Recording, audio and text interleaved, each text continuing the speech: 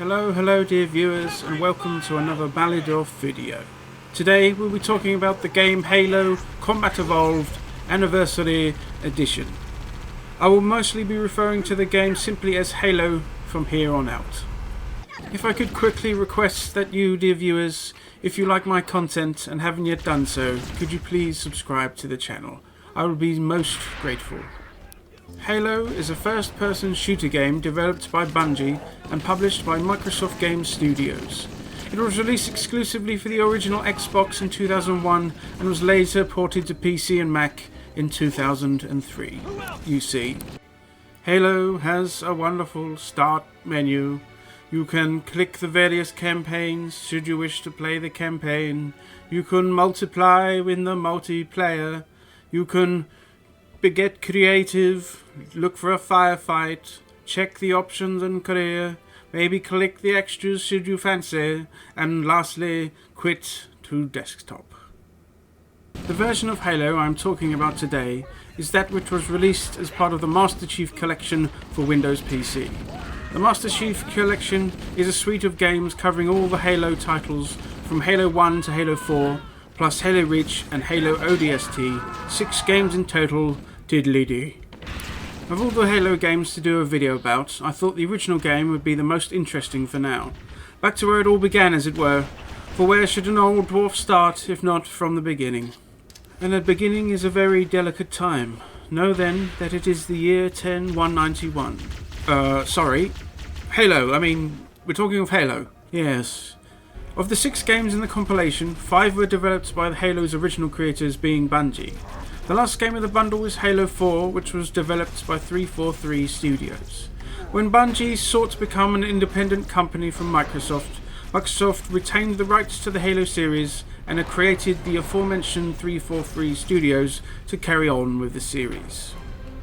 This Master Chief Collection, along with compiling the games into one collection, brings with it an environment in which to launch the various campaigns with all the sorts of extras, such as creating custom games, joining multiplayer, and all sorts.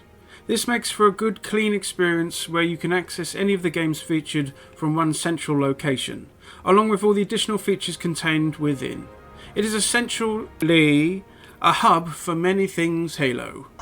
What I would say about the collection is this: though of course it is a good idea to have a large number of the Halo games all in one place, nice and simple as it were, it was a shame I had to download this great lump of software just to play one game in the series.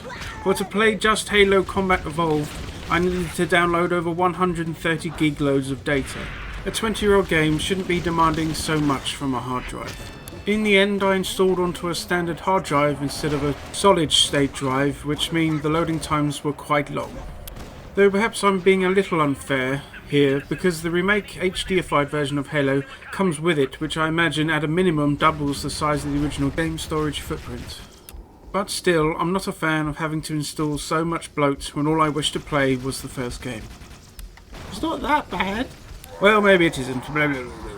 So anyway, not only did I wish to play the first game in the series from 2001, I also wished to play with the original graphics. I wanted to play the game how it was back at the turn of the millennium, so the footage you will see will be entirely made up of the original gameplay as it was, to the best of my knowledge, back on the original Xbox. I should say that there is nothing wrong with the newer versions of the game. I simply hadn't played the first game before and wanted to experience it as it was. If you wish to switch between the versions, you can do so on the fly just by pressing the tab button, which is nice. So now I've waffled on about all of that, let's actually talk about Halo Combat Evolved, specifically. In Combat Evolved, you take on the role of a super soldier known as Master Chief, who alongside his AI companion, Cortana, fights to defend humanity against alien threats such as the Covenant, who wish to conquer all of the galaxy. At its core, this game is a first-person shooter, and a very competent one at that. This is obviously infers that you'll be running around picking up weapons and dishing out retribution to all enemies that stand in your way.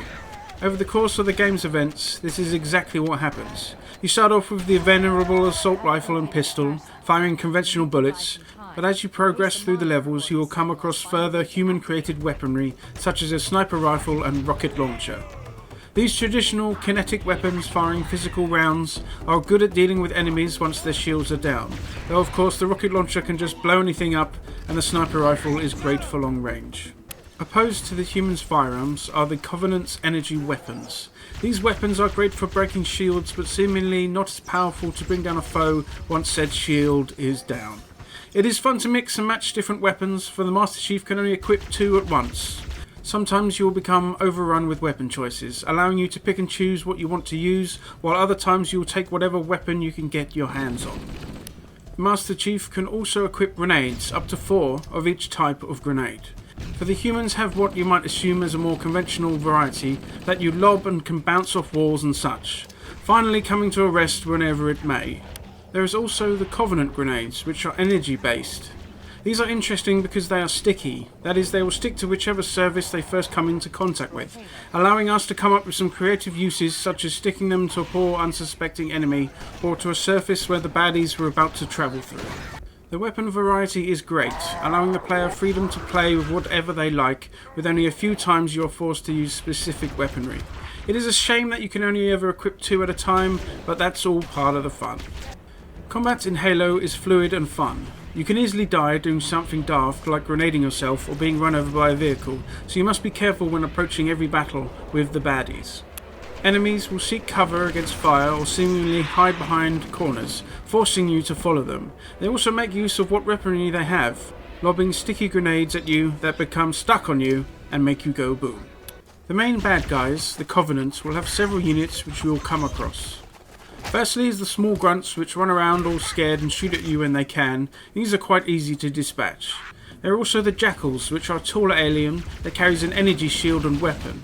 You can shoot them through a gap near their hand or try to break their shield first before seeing them off.